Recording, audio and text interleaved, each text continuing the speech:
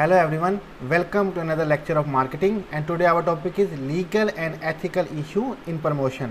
हम कानूनी और अखलाकी इश्यूज़ को देखेंगे जो प्रमोशन के अंदर होते हैं। तो सबसे पहले हम देखते हैं legal and ethical issues in promotion. Many people are frustrated at advertising and promoting strategies big company use because of the strong effect they have on people's life. बहुत से लोग हैं जो फ्रस्ट्रेटेड हैं, जो मायूस हो जाते हैं एडवर्टाइजिंग और प्रमोटिंग स्ट्रेटजीज से जो कि कंपनी इस्तेमाल करती हैं, क्योंकि इन एडवर्टाइजिंग और प्रमोशन का बहुत गहरा असर होता है लोगों की ज़िंदगी के अंदर।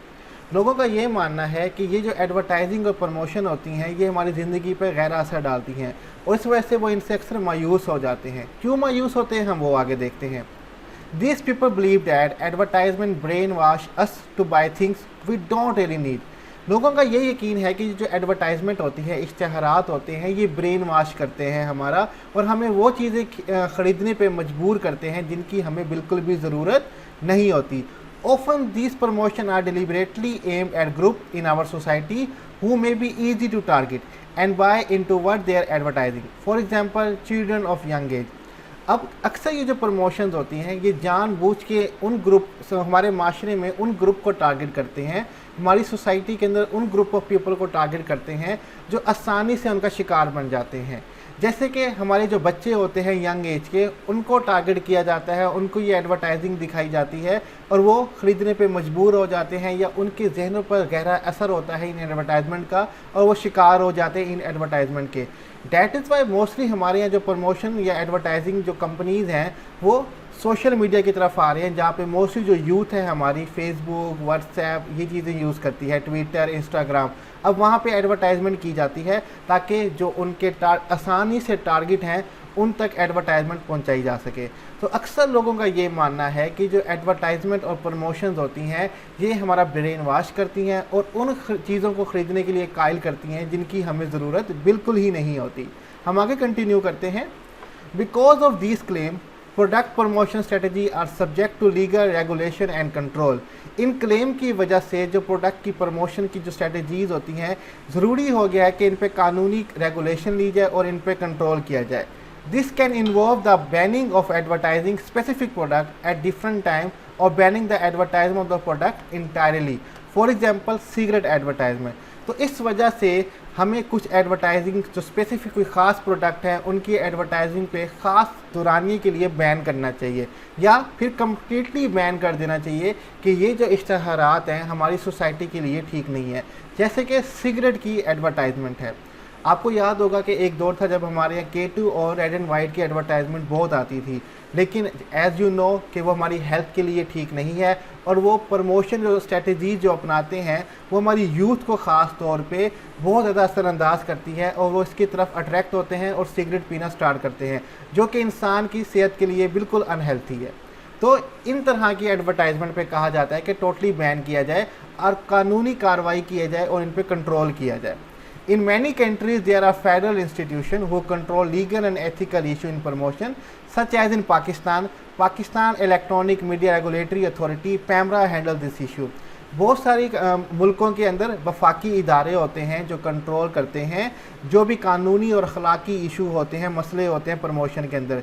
जैसे कि पाकिस्तान के अंदर Pakistan electronic media regulatory authority, जिसको हम शॉर्ट फॉर्म में पैमरा कहते हैं, वो इन मामलात या इन इशू को हैंडल करती है कि कौन सी एडवर्टाइजमेंट है जो कि सोसाइटी के लिए ठीक है, अखलाकी है और लीगल है और कौन सी एडवर्टाइजमेंट नहीं है।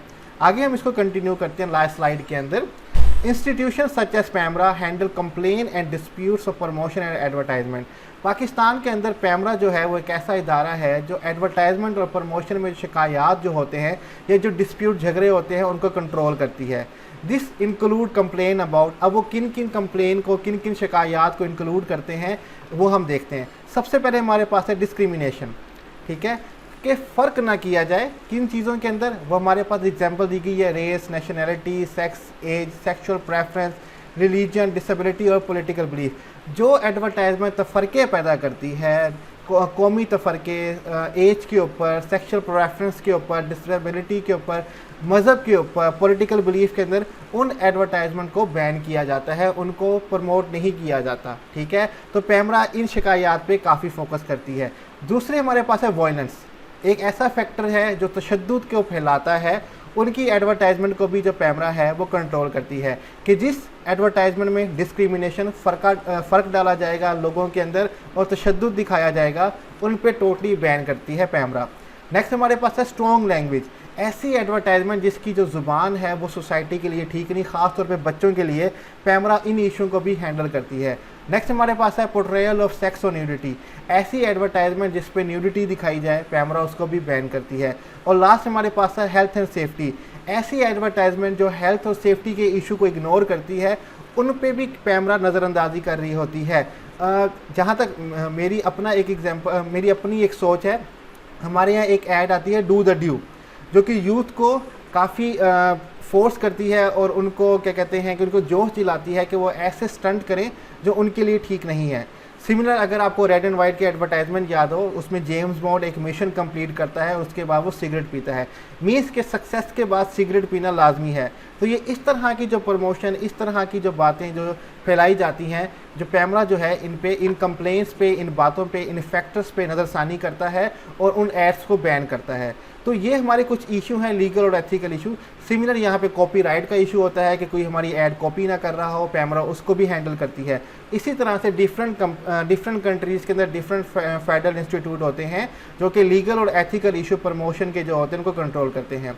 आई होप कि आपको आज का लेक्चर जो है वो समझ आ गया होगा। यहीं पे हमारा लेक्चर ख़त्म होता है। इन स्लाइड्स का लिंक मैं डिस्क्रिप्शन में दे दूँगा, आप वहाँ से देख सकते हैं और स्लाइड्स को कॉपी कर सकते हैं। कोई भी क्वेश्चन हो आप कमेंट में पूछ सकते हैं। यहीं पे हम अपना लेक्चर ख़त्म करेंगे। अल्लाह हाफिज़।